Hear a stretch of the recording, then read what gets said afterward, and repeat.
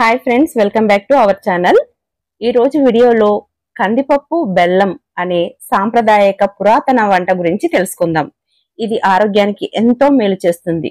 So ఇందులో ఉన్నటువంటి పోషక విలువలు ఏంటి, వీటి వల్ల కలిగే ప్రయోజనాలు ఏంటి అన్నది ఈ వీడియోలో తెలుసుకుందాం. సో వీడియోని మాత్రం ఎక్కడ స్కిప్ చేయకండి.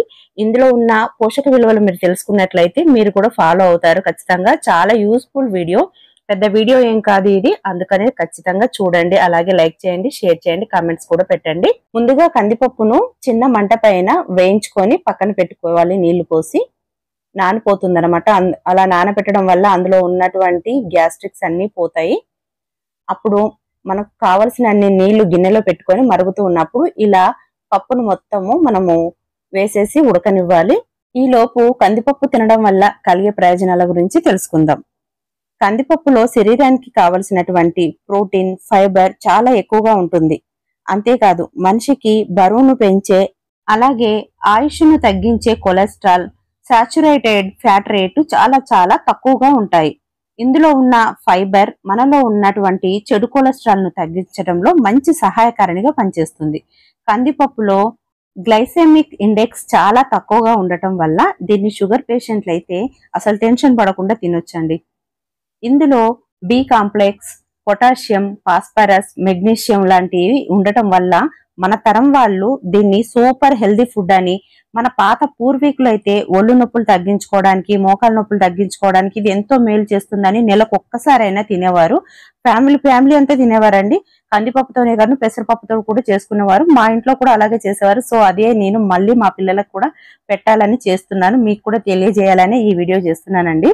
కందిపప్పులో ఎన్నో హెల్త్ బెనిఫిట్స్ ఉన్నాయి కాబట్టి కంది పాయసం అని, కంది పొడి అని, కందిపప్పుతో ముద్దపప్పు అనేసి, కంది పాయసం, కంది హల్వా అని చాలా రకాలుగా చేస్తున్నారు.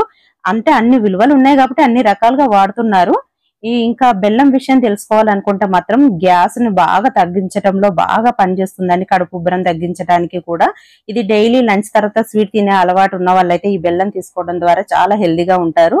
మామూలుగా మనకు బ్లడ్ తగ్గింది అనేసరికి ఏమంటారు, ఫస్ట్ బ్లడ్ లెవెల్ పెంచుకోవడం కోసం అనేసి, మనం ఐరన్ డెఫినేషన్ రాకుండా ఉండడం కోసం అని బెల్లాన్ని తినమంటారు.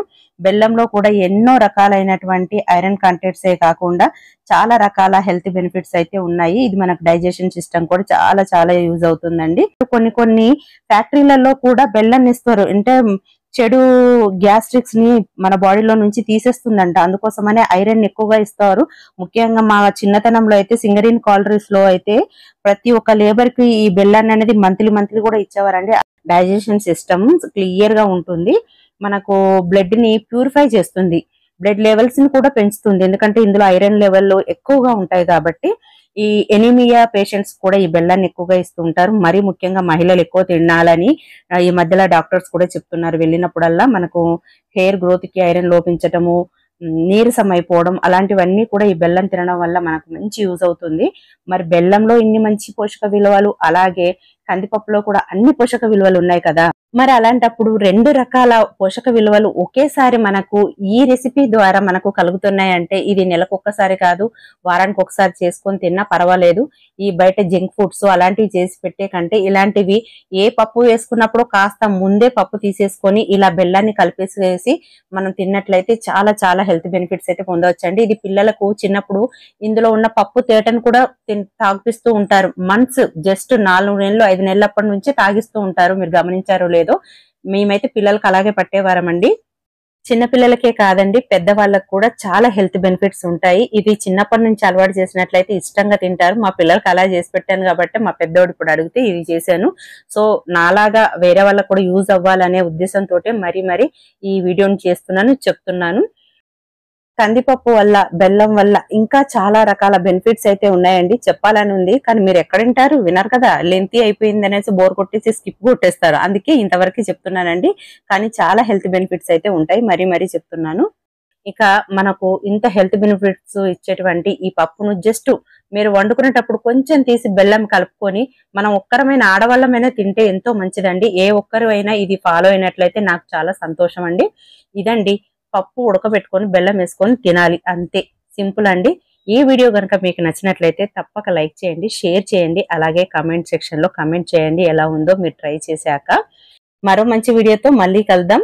అందరూ బాగుండాలి, అందులో మనం ఉండాలి. సర్వే జన సుఖినో భవంతు. స్వస్తి.